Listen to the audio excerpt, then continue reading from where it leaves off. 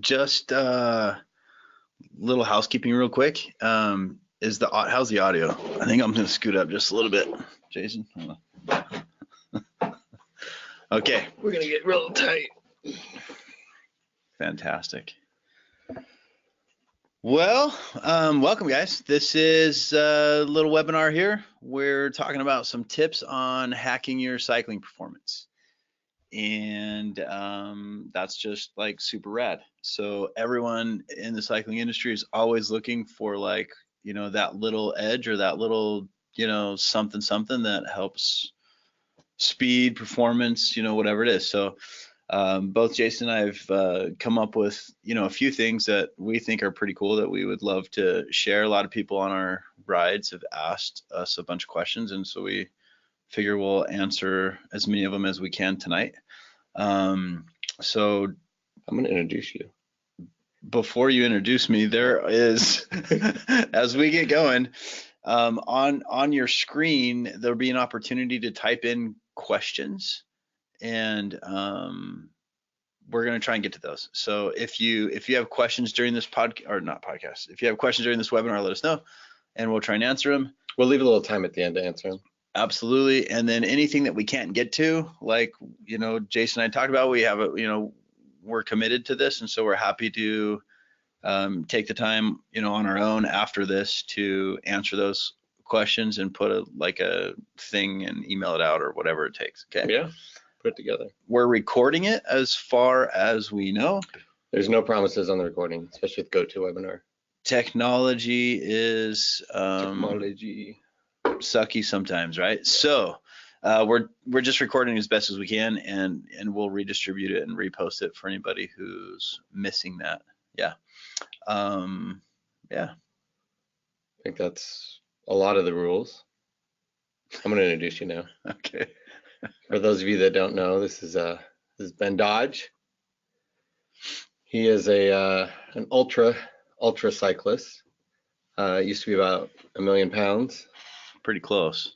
And he was very heavy, morbidly obese, and worked his way into phenomenal shape. Now he does ultras, epic rides, and really just loves inspiring others. And that's one of the things he's really good at.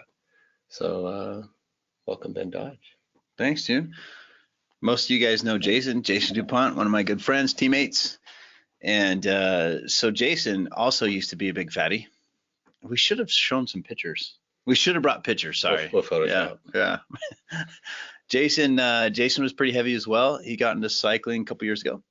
And for those of you that have known him and watched his progression, it's like ridiculous. I mean, he's stupid good. He's riding really, really strong. And it's just a huge testament of his absolute commitment to cycling and some of the things that he's learned along the way to transform from, what you were to what you are now is some of what we'll talk about and how that helps, his performance and his cycling. So also super inspiring and encouraging. Anybody that knows Jason knows that he's happy to ride with the slowest of people if necessary, just to have a good ride and encourage, and I love that about him. So super pumped. Together we're gonna race across France. Very excited. That's in August of this year. As far as we know, we're the only Americans going. I think as soon as they publish a list, we might uncover some more, but we don't know of any others. We're racing a 2-man team, 1,600 miles nonstop. We have 7 days or less to do it. 131,000 feet of climbing. We're gonna try for 5. Yeah, dude, we're totally shooting for 5 days. Yeah. Or less, lofty goal. So I have goals. Hoping to just jam that out. That'll be an epic race. All right. Okay, with that being said, our topics tonight. First, we're going to start talking about some fat adaptation and why that's rad and how that helps. And there's lots of questions, about, kilojoules and all kinds of things that we're going to jump into. Next, after that, we're going to talk about some MET testing, why that's important, what lactic thresholds are, how do you bump them up, what are anaerobic thresholds, why are those important, what you should know about them, how do you improve them, that kind of stuff.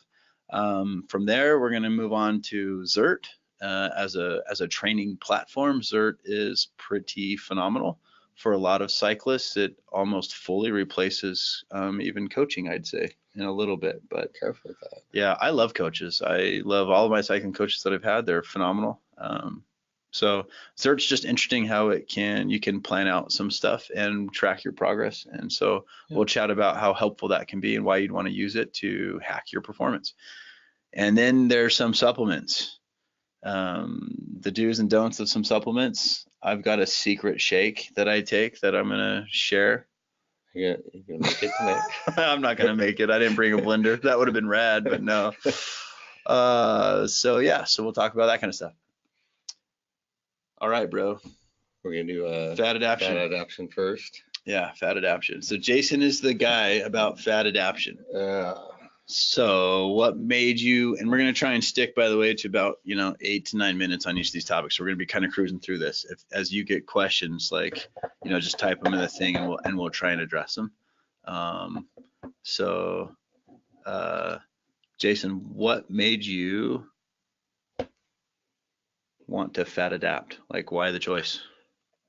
Yeah, so there's a lot of reasons to fat adapt. I am a natural carb burner. A lot of people out there are natural carb burners. We love our carbs. We love to burn carbs. And I was finding that as I went on longer and longer rides, that I was having a problem finishing those rides. And the reason is because I could only fuel so much during the ride. I could take in calories. I could take in all these different types of calories. But essentially, I was burning so much carbs. I was working so hard above my thresholds that I'd get to a point eventually, after a certain number of miles or a certain number of feet of climb or both, that would just get harder and harder and harder. And you would think maybe it's just a fitness thing, or maybe it's just how much I'm riding. But what I found is that as you fat adapt, you can do more, you can work harder, and not go into your carbohydrate and your glycogen stores so quickly. So I think that's a little bit about that. You want to go over benefits? Yeah. Like, why would somebody want to fat adapt? That's kind of a good question. I think just to burn fat. I've tried all different types of diets. Everyone's different. Everyone's different what's going to work for them. And I don't think there's a one size fits all. But I do know that as you eat the normal standard American diet, a lot of people become some sort of insulin resistant. They don't burn off their fat as easily. They start getting used to burning the carbs. And I'd get even in calorie deficits, I'd constantly just be refueling my carbs, refilling my glycogen stores. And there's a lot of performance from carbs. I'm not anti-carb. I think there's a lot of great things about carbs. Dude. I just carb out.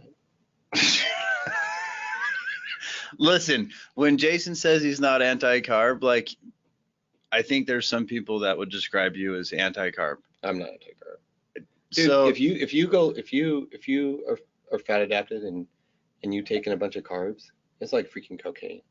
Okay, so let's not get into hardcore drugs on a webinar.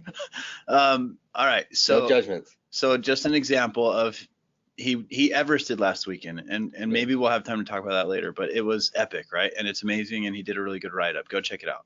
And so he's pretty depleted. And then in like a day and a half, we're gonna ride our bikes from Gilbert down to Tucson and up to Mount Lemmon and whatnot. Yeah, so so today was a carb load day for Jason, and he had a salad with some tortilla strips on it. That was his carb. That was just right now. I had stuff earlier. Yeah, so that's anti-carb in my opinion, guys. You go to a Mexican restaurant and you could have had like a burrito with some beans and stuff, and you got a salad with tortilla strips. I like to choose healthy carbs. So yeah, I'm gonna have some healthy stuff. All right. Okay. Let's keep going. Yeah. So the short story about fat adaptation, like, it fuels you a lot more efficiently. You're gonna be able to go longer and go stronger as you fat adapt. Any of the big ultra guys, they're gonna have good fat adaptation. I'm not saying they're doing some weird ketosis or anything like that. They can just do better burning more fat at higher levels. And there's a big push for it in things. Carbs are not bad though. Yeah. Okay. I like it. What did you do to get fat adapted? What kind of steps did you take? What sacrifices did you have to make? Like, Yeah. So here's the thing. So Ben and I, and you'll run into this. We're built very different. Ben's kind of a build where he is just boom, can go forever, and I'm like pure fast twitch. So I go fast and I'm done. I just want to go fast and I'm done. I'm done. Right. So I want to extend that. I want to extend that out. that's what she said. Go longer. I know, right? I want a little mix. So what I wanted to do is I wanted to extend all that out. I'd run out of energy after a while, and I was just tired of doing that. So I started doing a lot of slower rides, longer rides. Really started working on building a base. So many of my rides I'd ride with groups, and I'd be at my limit, over my threshold, close to my limit. It was fun, like to keep up, and I got a lot of flack for not riding with people that I love to ride with.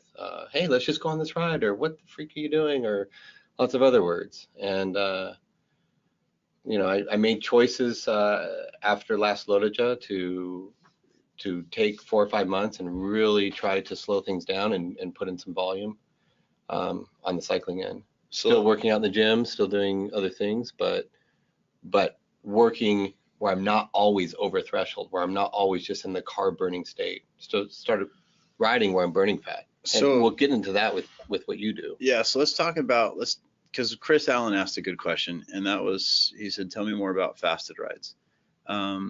Yeah. So that's one of the things that you do when you're trying to fat adapt, yeah. right? Like that's one of those things where you essentially start out a ride with like you don't eat anything, or maybe like a scoop of peanut butter or something. Yeah, like, I mean, nut butter. Yeah, some people that kind of trick their body, they'll take a little bit of some sort of fat, but yeah, eating fasted. And you know, when I first did it, it was really hard. To go 30 miles was hard, and then 40, and then 50. But now I'm to the point where I can go 150 miles completely fasted except for water. Maybe I'll throw in some BCAAs or some branched chain amino acids. Yeah, which have no calories, and maybe some electrolytes. Not that I always want to do that, but if it's a training ride, sometimes there's some value in doing that. There's been rides where I've tried to bonk purposely, and even tried to go over threshold for a while in the middle of a ride, and it's fun to get to the point where you can't bonk.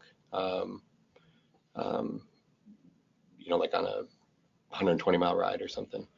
So the reason, but it takes steps. The reason you go fasting, Chris, is because it's how you start to train your body to burn fat as fuel. Mm-hmm. So like you're not putting a bunch of carbs into your system, right? Like, and you start slow. You can't start at someone else's pace. You got to figure out what your pace is. Yeah, and so it's key to know whether or not it's key to know what your heart rate zones are in a way, so that you can keep your body in a more of a fat burning zone, so you don't need the carbs. So at any given moment, our bodies have about 2 hours, give or take, depending on who you talk to, of carb glycogen on your build and your genetics, glycogen storage in our legs. And so you can essentially go on a weekday ride anytime you want to without even being fat adapted and only take water with you. So I'll give you an example. What's today? Thursday. So I skipped Tuesday, but I rode Wednesday and I rode today. And I had 2 water bottles that I put on my bike on Wednesday morning. Okay. And I always ride. I've been riding fasted for months now. And you guys did a spirited ride Wednesday. And Wednesday I almost PR'd backside U3, and I didn't necessarily try to, but I almost did. In fact, I wish I knew what my time was, and then I would have tried to PR. But anyways, I almost PR'd backside U3, and I only had 2 bottles of water. And of the 2 bottles of water, I drank like 1/4 of one bottle the whole ride. And so I just kept them on my bike for today, and I drank another 1/4 of that bottle on today's ride. And so I basically drank a half a bottle of water over 2 days worth of riding, which isn't good. I mean, no, that's not good. Because you got to be hydrated, but it's colder outside. So we're riding earlier in the morning, and so it's colder. But I didn't eat anything for those 2 rides. You don't need to, you just don't need to. So one of the other things about fat adapted, and we got to move on to the next topic. One of the other things about fat adapted that's important is intermittent fasting. Mm-hmm. Don't you do that too? I do. So what's intermittent fasting? So intermittent fasting is where you create a window during the day that you eat your food. Many different types of it. I'd say one of the most popular is a 16-8, where you have an 8-hour window that you choose to eat your food, and 16 hours where you don't. Usually you time the 16 hours over sleep so that, 7 or 8 of those hours, or if you're like me, 5 of those hours, you don't eat. Or you're sleeping while you're fasting. But I don't always do it. I just kind of mix it in every now and then. Sometimes I do full fast for a day or so just to kind of trick my body and mess with it. None of those things are necessary. I think just necessary is just starting slow and figuring out where your thresholds are, and then not go where you're just going crazy all the time, and just kind of building it up slowly. Body is amazing at adapting. Adaptation is, we're built to do crazy stuff. I mean, there's no way that either one of us should be able to do some of the stuff that we can do. Well, it's true. Ben. Hey, so just a summary, because I see some of the questions popping up, and like I said, we will, for those people that are joining us a little bit later, there's tons of opportunity to post questions. We're going to try and answer them throughout the program tonight, and if not, we're committed to post those answers to you later. But just a short summary there about, some of you are really new to cycling, and what is fat adapting per se. It's a really, the simplest way to say it is just teaching your body to use fat as fuel instead of like the sugars that are in goos and sugary drinks, that kind of stuff. Fat is a more efficient fuel. Your brain likes it better. Your body likes it better. There's not any crashing, associated with it from like an insulin perspective. Like it's literally like the version of like rocket fuel instead of like, diesel or something that you put in your body. So like carbs are not as clean for you.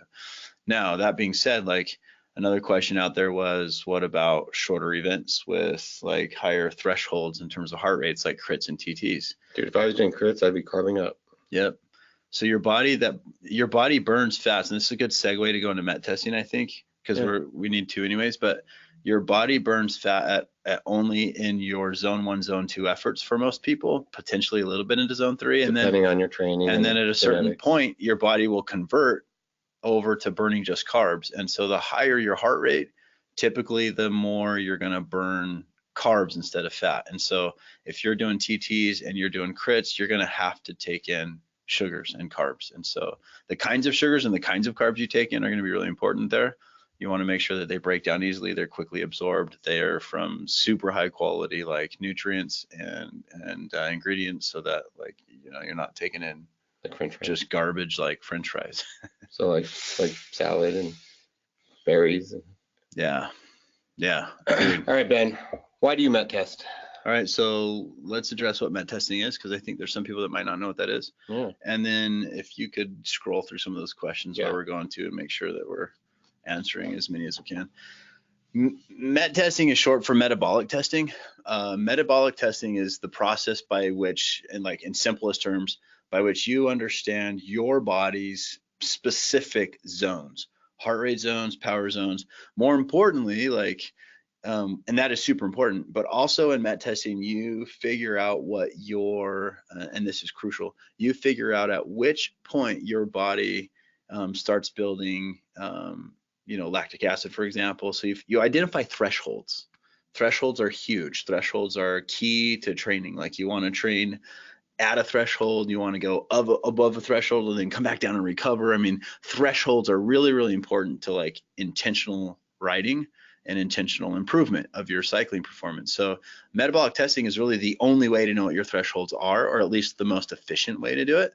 And so you're gonna want to know what your thresholds are. So your aerobic threshold, for example, is often in simplest terms described as where you're keeping your body and your aerobic system, you're keeping your system aerobic. So you're burning a whole lot more fat than you are carbs when you're aerobic. Yeah. The real secret there is to try and increase that aerobic zone to where it bleeds into your high heart rate zones. Because it's wide. Because you want girth. Yeah, you want girth. You want it big. You want it big.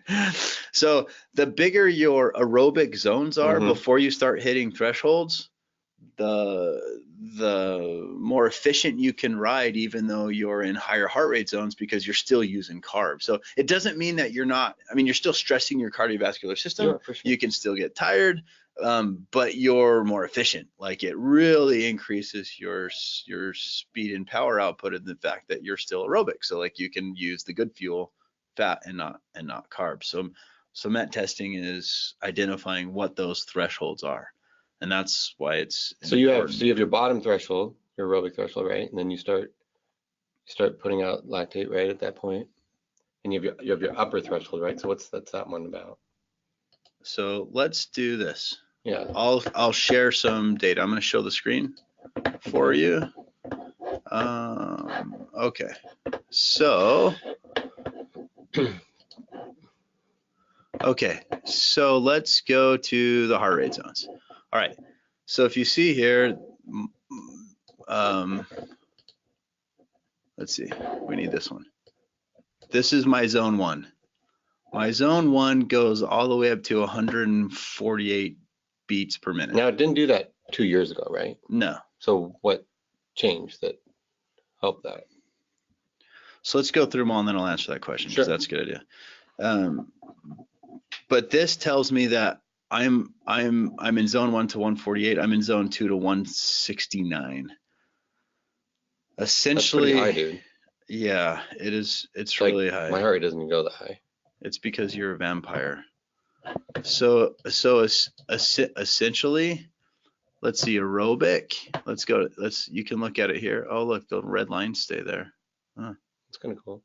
How can you erase them? I want to draw something right now. Okay, so let's ignore the red lines. We're going to use a highlighter this time. No, we're going to use a spotlight. Okay, so here's something important right here. So my heart rate at aerobic threshold. Does it do anything special there? No, it's not special, dude. Okay, you guys can see this right there. My heart rate at aerobic threshold is 192 beats a minute. So I'm still aerobic up to 192 beats per minute. So would you say you've got girth? I would say I've got girth. If we go back up, and let me show you something else. Okay, so dang, that yellow line. Wish we would have known that stays there. So if we go back up at 192, I'm in zone 4. I'm in the middle of my zone 4. Mm-hmm. So in other words, like I've got my body burning a lot of carbs all the way up to the middle of zone 4. Let's be trying to explain that. That's not normal, right? It's not training. Normal. Yeah, that's a lot of training. That's a lot of intentional training. Right. So you had to make choices. Yeah. Yeah, exactly. So there's no question I had to make a lot of choices. So, and here's some of that information that we've got for you in a handout, and it explains a lot of this. And this is provided to us by Anna Sparks, who does a lot of the MET testing, but there is a lot of good information about what your thresholds are, what they mean, and how you can bump them up. Okay, so we'll stop sharing the screen for a minute, and you can. I'm gonna go through these questions while you're.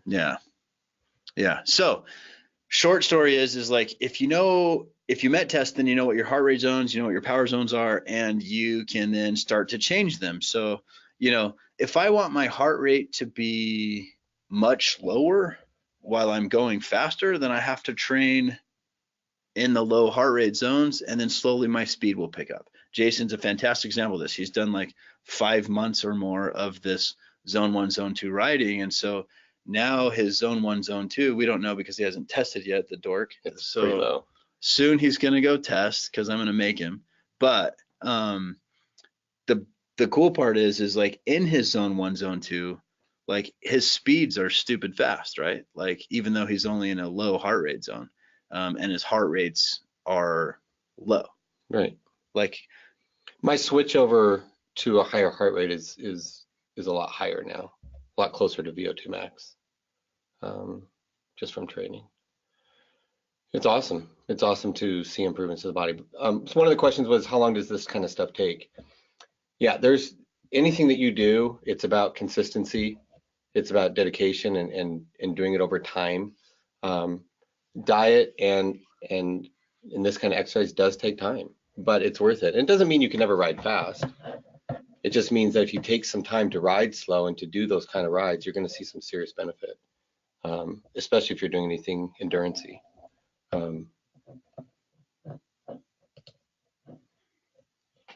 When you did MET testing, what did you like and not like about it? What was your favorite part about MET testing? When it was over.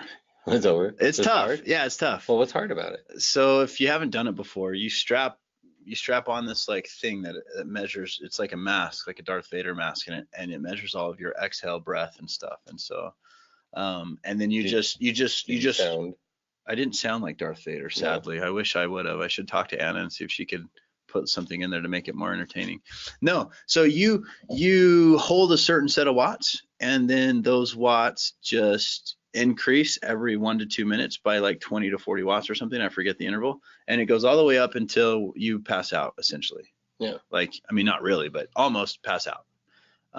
And so my favorite part is when it's over, because it's actually a really tough workout. Like, you don't just spike and then drop down and then spike again. You have to steadily increase and hold it.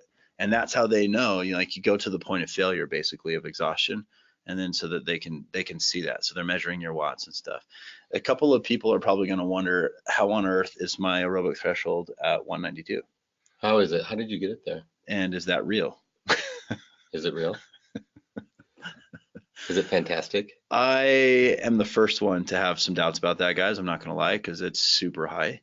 But remember, it doesn't mean I'm not hurting at 192 beats per minute. It just means my body's utilizing a different kind of. But if you're on a group ride with him and he says he's at 181, you know he's not hurting, right? That's what it means. Kind of. I could hold a high heart rate now. I didn't used to, but I can now. Yeah. So he's faking. Yeah. So Kevin, for example, asked a really good question on there. Is it real? Am I sure? Is it correct? So we double blind tested that last one, because I kind of suspected there was going to be improvement. So I brought my own power meter as well as using the one that they had, and I brought my own heart rate as well. And yeah, just everything matched up. So it's pretty cool. And you increased a little bit from the one that we were kind of questioning. Yeah, I keep getting fitness gains. I think a lot of that is the secret protein shake I drink, actually. Mm-hmm. It's pretty rad. I'm going to share those ingredients later. Yeah. I don't know about All right, let's move on. There's so much about the lactic threshold testing and stuff we should probably talk about later. And one of the things, I mean, there are other ways to get your heart rate zones. You know, if someone doesn't just want to go get MET testing, I mean, there are other ways. There's little things like you can go do a 30-minute test outdoors or even indoors. And there's things online that we can get to you on how to set those zones. But the MET testing, there is value in it, even though, I haven't done it recently. There is value in knowing your zones one way or another. Yeah, absolutely. Because if you want to improve your anaerobic threshold, if you want to improve your lactic threshold, lactic is one of the bigger ones. That's at which point does your muscles start, accumulating more lactic acid than you can get rid of. Mm-hmm. That's what that lactic threshold means. Yeah. So that's like a really good one to know, because if you're doing a race, you can only stay above that for so long before your legs just burn up, right? And everyone has a limited time, whatever it is, whether it's 40 minutes or an hour or 35 minutes. And that's not necessarily a watt thing, that's a heart rate thing. So it's interesting to know both, know watts and hearts, so that you can monitor that stuff. Some of my favorite things, so loaded jaw, I honestly just happen to be wearing this shirt, but that's like my favorite race. Like, it's one of my favorite races. It is a favorite race. It's the longest one-day race in the country. For most of you that don't know, it's 204 miles, and it's from Logan, Utah to Jackson, Wyoming, and it's awesome. But you can't race hard for that long without knowing some of this stuff, or you're gonna bonk, or you're gonna hit a wall. For 200 with that. You're gonna burn up. You'll go too fast and then peter out. Like, not on the bike. I meant in Never mind. What did you mean? Nothing. So, yeah. So, I mean, so anaerobic thresholds, lactic thresholds, aerobic thresholds, your threshold stuff is awesome. It's if you ever buy a coaching plan without buying a coach or you hire a coach, either way, like you're going to see a lot of important information about functional threshold power, heart rate zones, thresholds, and that's how you get to know them is through met testing. All right, we're going to move on to power. Power. Let's bring that little other. Yeah. So most of you that know me know I'm a proponent of power. Not as much on the rides, but after the rides, data nerd, analysis, that kind of stuff. So there's something that I started beta testing about 2 years ago called XERT.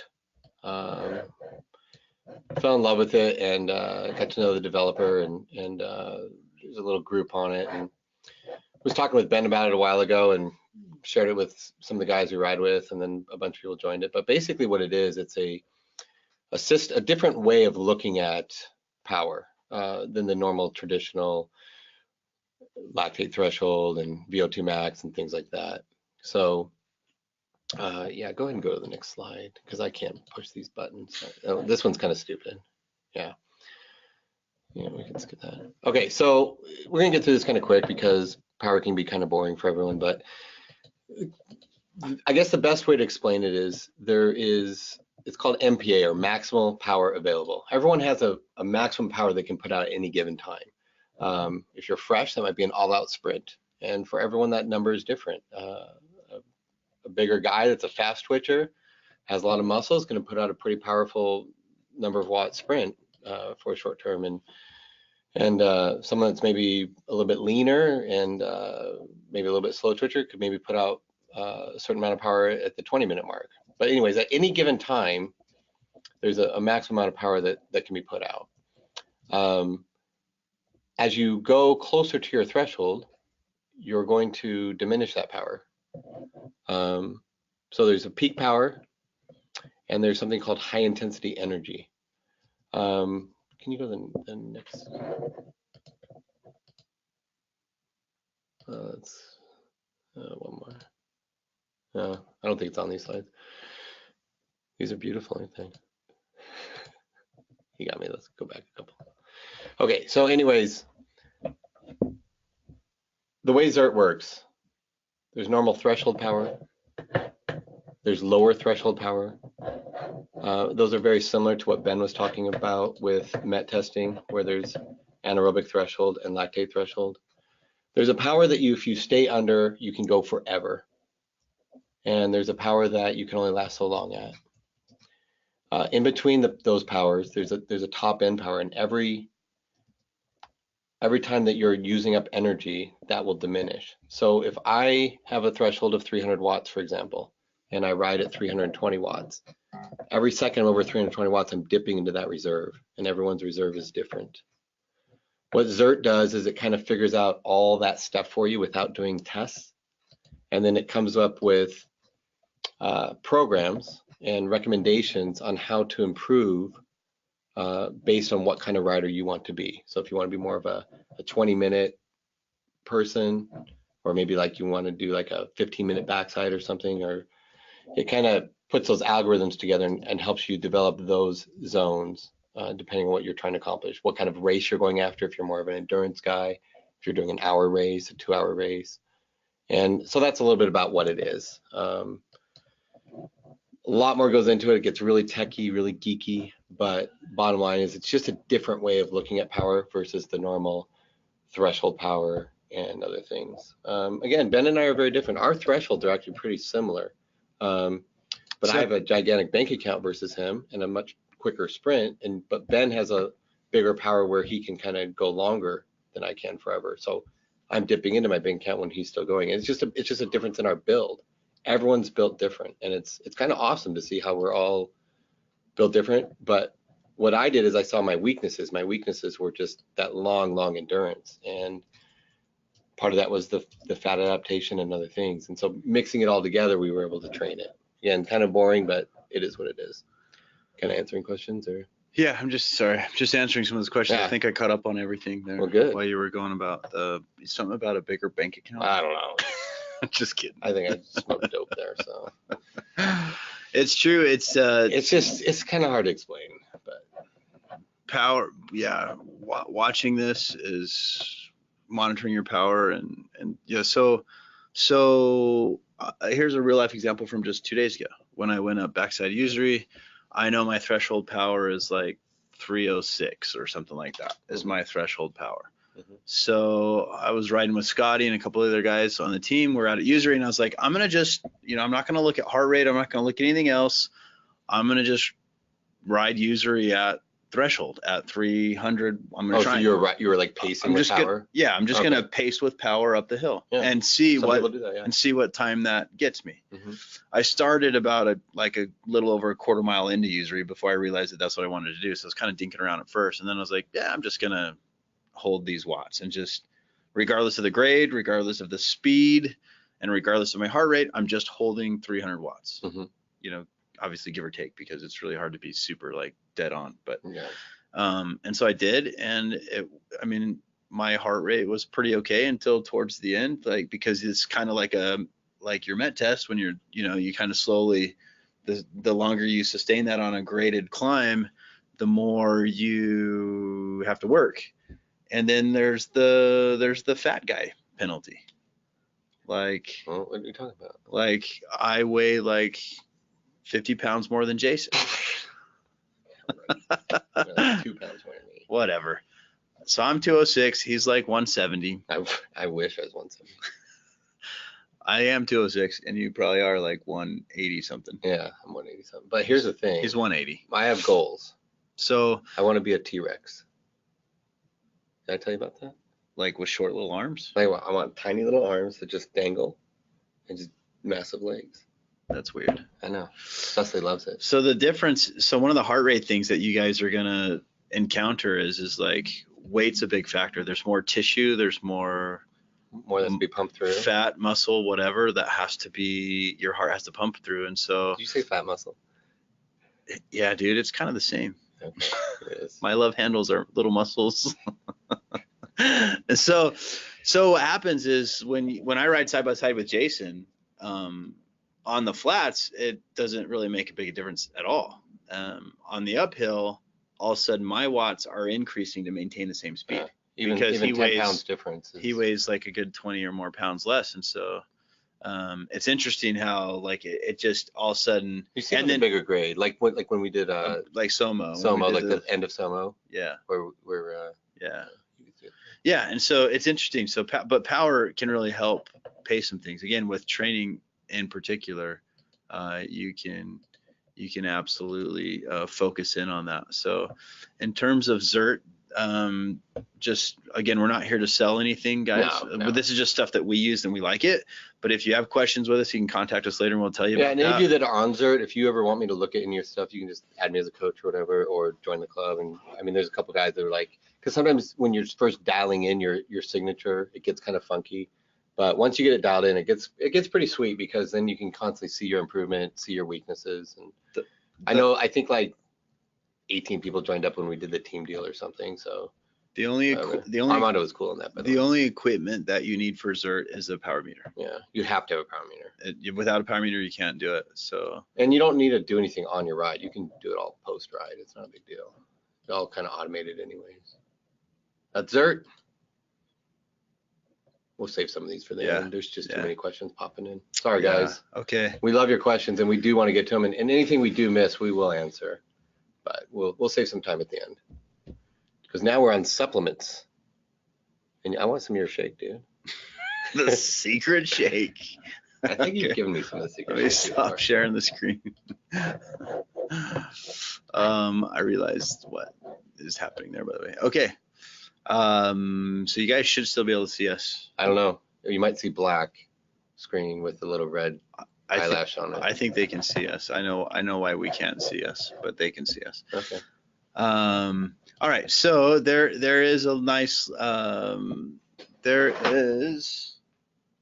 little pile of supplements that I have in the back that I brought. Yeah. It's not everything, but it's a lot of what I could just grab real quick. And so let me just go through some of them. Okay.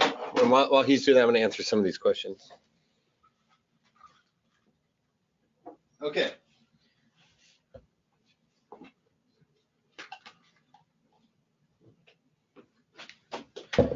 And just so you know, I'm not as pro supplement as Ben, but He likes to just peel off tree bark and suck on it. this is true. This is true. But I do think there's value in some supplements, especially things that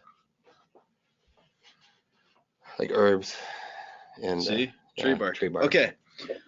One of my favorite ones is called ATP Fuel. I take 5 of those a day. So it has CoQ10 in it as well. I do like CoQ10. It's all about creating, mitochondrial support. So Jason, that's one thing we didn't talk about, like the fat adaptation. So like my veins are like crazy popping in my legs now because I built so many, like my capillary density is just huge from all the low level rides too, which is different. I know. We'll get to that later. So you text me pictures of your veins all the time, and Sonia saw my phone once and was like, "That's gross." Just saying. Okay. All right. So Cecily, that's not true. ATP Fuel. Tell them what ATP is in the body and why we need to increase that. I don't even know what ATP is. That's like too much. That's like too nerdy for me, dude. Okay. ATP Fuel is all about mitochondrial support. You can look at it on a cellular level. It's essentially helping create power, right? Mm-hmm. That's what that does. Okay. Yeah. Each mitochondria is a little generator of power. I also started taking L-arginine. I think he got that from Rich Farabee. Did I? I don't know. Rich, is that from you? I think Tom Liddell was talking about this. Oh, yeah. Which one? So what does L-arginine do? That's an amino, dude. Okay, so like those answers don't mean anything. L-arginine is a nitric oxide stimulator. Mm-hmm. Okay, so nitric oxide is what, for example, Optogen does. Okay. And you love Optogen. You told me all about that one. So Optogen is another one I take. So for those of you that want to know, Optogen is one of those things that kind of increases like your capillary, this and that, your red blood cell, this and that. It's like EPO. It is essentially a legal version of EPO. You're not going to get busted for taking Optogen, but it allows you to have better blood flow that way and more oxygen carried and stuff. So it prolongs pain and things like that. This MCT oil, I just started using this like a month ago. It's fast fuel for the body and the brain. Actually, it's fantastic. It's basically made out of organic coconut oil. It's a great like over-the-counter supplement to help in fat adaptation, but it also, like, I feel just, I don't know, a certain kind of clarity and less fogginess, in terms of just mental stuff with it. Plus, it helps in fat adaptation. I went and got tested with a doctor, and I have to take some thyroid medicine. And believe it or not, I have to take a lot of it. I have to take 3 grains a day because my thyroid is jacked up. Probably from all the ultra stuff you do. Yeah. That's why you shouldn't do these long rides. I get a lot. I actually have a lot of medical conditions because of the ultra riding. I'm just saying. Okay. Here's some more. On a daily basis, probably 2 to 3 times a day, I will use a plant-based protein. This one is Garden of Life. They're just kind of a cheese ball over-the-counter brand, but it tastes good and they're really clean. I'm not a vegan. I tried it for a month. It's just totally not going to work for me. But it's got a billion glutamate in here. It's just got so many things that you're gonna the essential amino acids and branched chain amino acids that you're gonna need. There's a ton of it in here already, which is really nice. Plus you get some protein and no carbs. The vanilla is my least favorite flavor, by the way. I don't know why I grabbed that one. There's chocolate and strawberry that are even better, but none of them are bad. So I take this, I take a scoop of that. I put these ketones. There's a bunch of over-the-counter ketones. I get everything basically on Amazon, and ketones are what some people believe you should use if you're trying to get into ketosis. It kind of helps with that. There's a lot of debate. I know Jason doesn't like them at all. He thinks they're totally stupid. But I like the flavor of it, and it definitely provides. It probably tastes better than tree bark.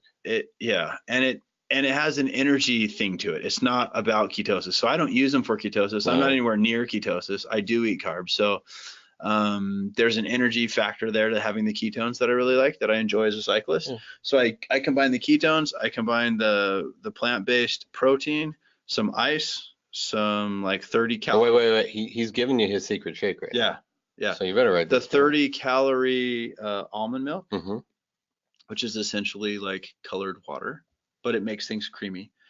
I keep a bowl of like quarter or third, depending on the size of your banana, of frozen bananas cut up in a bowl in the freezer, and I'll take one of those. That's probably the most significant source of carbs for me in a day. Any one source at least. So I take a little chunk of a frozen banana, I put it in there. I put some sugar-free like flavoring. Yeah, what's your sugar-free flavoring? I have tried to shake. It is actually pretty good. It's really. I like the Torani brand or whatever. This one's hazelnut, but this is not good for you. Just so you know. I mean, we all have our vices. Yeah, this is the one that Ben can actually show you. Yeah, it's got no, I don't know what it's got. Aspartame? I don't know, something.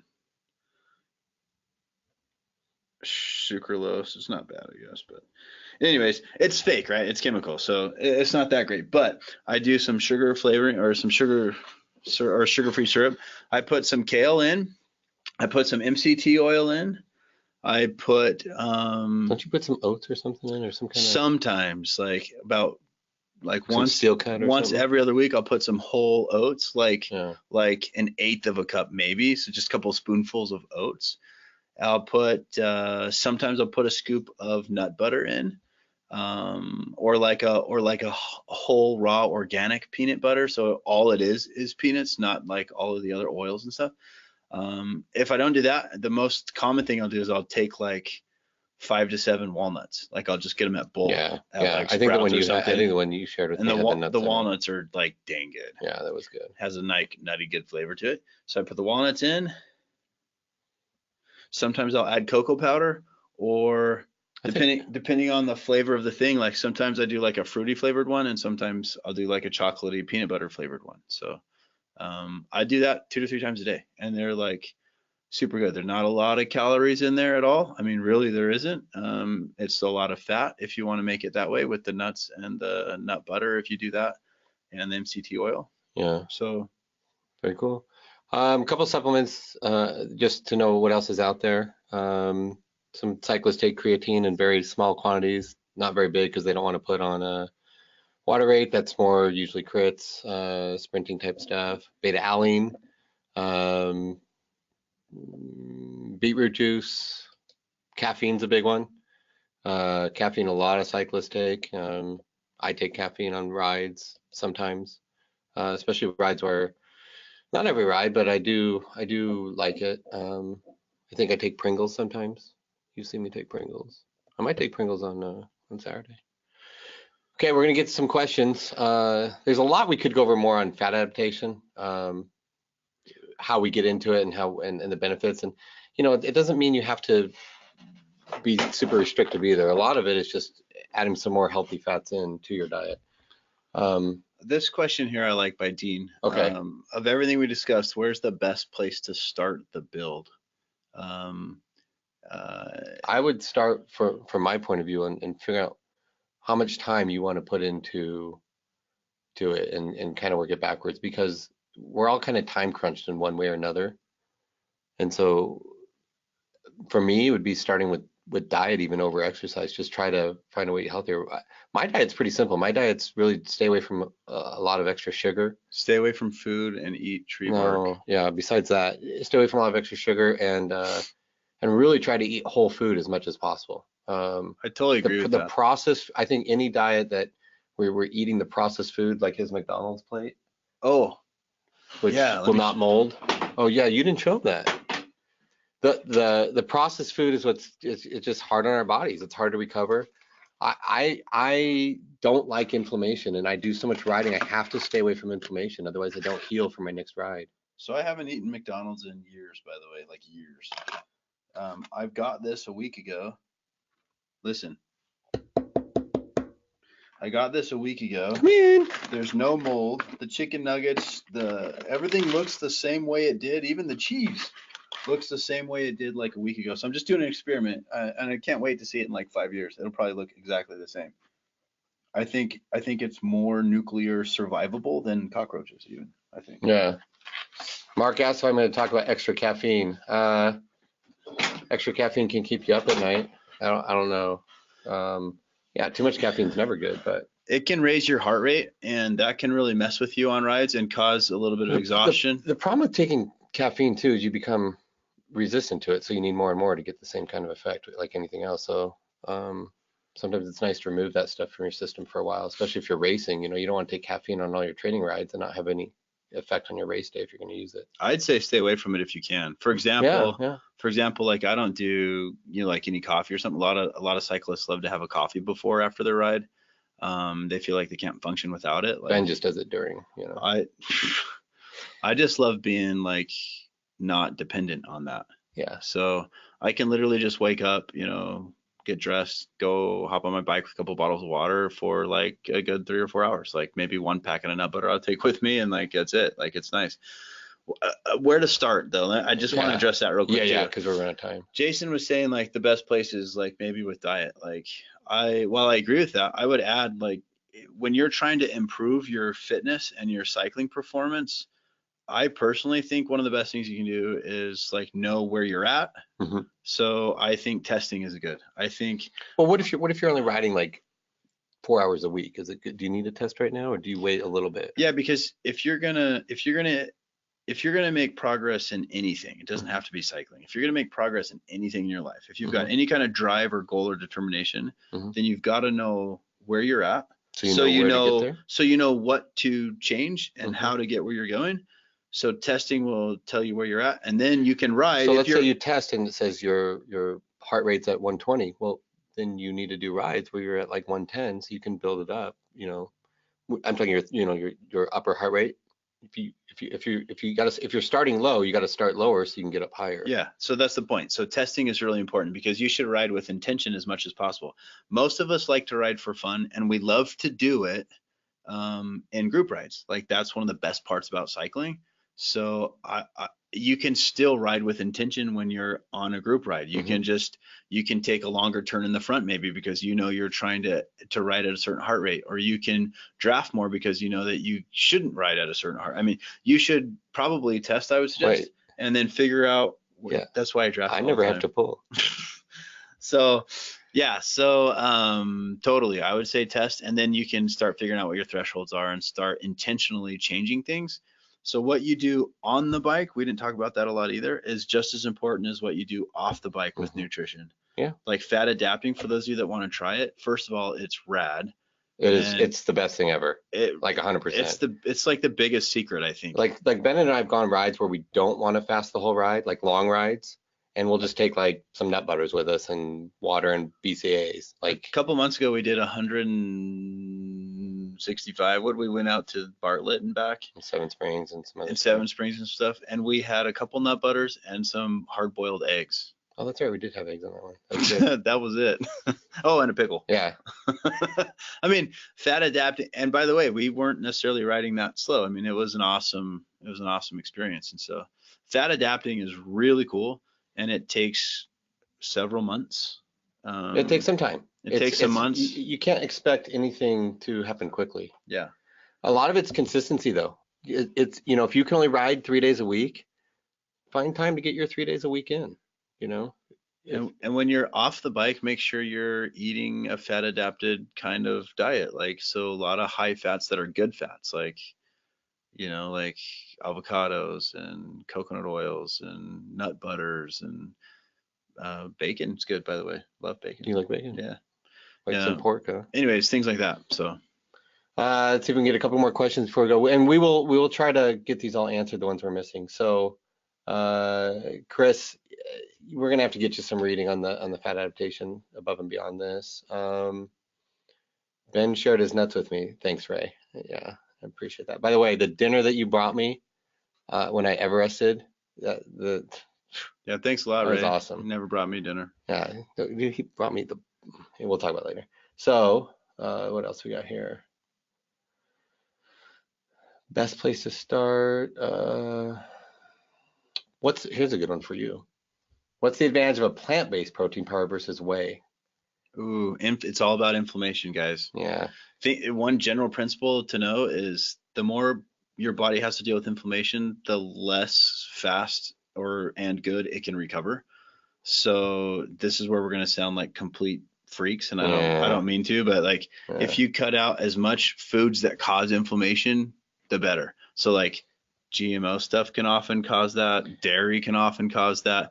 Whey is one of those proteins that can cause some inflammation. So, if you can get some generic whey almost like any store, like I would run, right? Like don't get that kind of protein powder. Get the kind that's clean, and most of the clean proteins are going to be plant-based. So that's why. You want to reduce inflammation anywhere you can, including your protein powder. And you're going to recover quicker, and you can do the next ride faster and quicker. Yeah. Cut the inflammation down. Cytomax. I don't think I've ever tried Cytomax. I would just look at the ingredients on that one. The only thing that's hard with some of the drinks is some of the lower calorie stuff has more of the fake sugars in them, so I'd just be aware of that.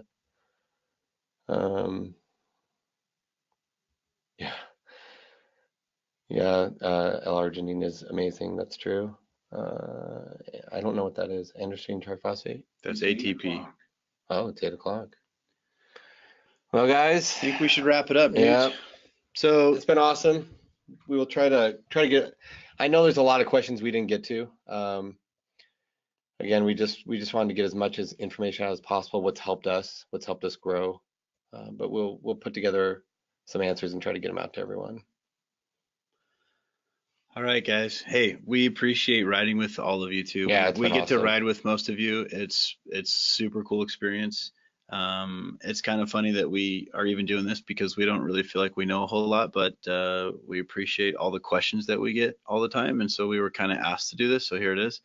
But we're happy to share. Use this, by no means, I mean, are we experts at anything? We're just a bunch of hacks. We don't know jack. So, but we're happy to share anything at any time. So if you guys ever have questions, let us know. Watch for our Rebellious jersey coming out. It's gonna look sick. Oh, the kit is awesome. That's true. We designed a special kit just for the race across France that we're gonna do. And it's themed in rebellion and revolution, and it's pretty rad. Yeah. So anyone who, but we're not selling anything, dude. So no. I just want to say the colors look good. Pretty cool. That's it. Good seeing you all. We'll talk to you all later. That's a wrap. Adios.